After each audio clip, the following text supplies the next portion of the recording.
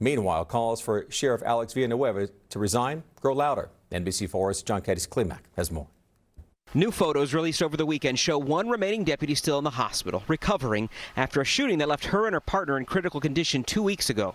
The LA Sheriff's Department Metro Division posting these photos and adding that President Donald Trump made a call to check in on their spirits, saying the deputy had to write her answers down so someone could relay her responses. The other deputy injured in the shooting was released from the hospital. Meantime, investigators continue to piece together what happened. Sources still telling the NBC4 team that the man arrested after a standoff with police in Linwood is in fact related to the investigation. This as the sheriff himself continues to say investigators are still trying to locate the two people involved, the shooter and the getaway driver.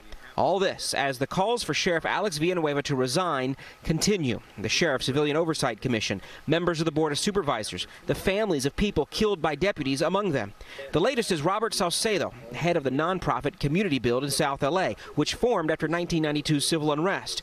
He says the sheriff has lost the public's trust. I think the sheriff has been quite complicit with dealing with the real issues and sensitivities around shootings. Sausedo says if the sheriff were appointed and not elected, relieving him of his duties would be much easier. If he were a department head, he'd be more accountable to the county board of supervisors like every other department head is. But as an elected official, if he refuses to resign, as he said multiple times since the call surfaced last week, the only way to remove him is with a recall effort.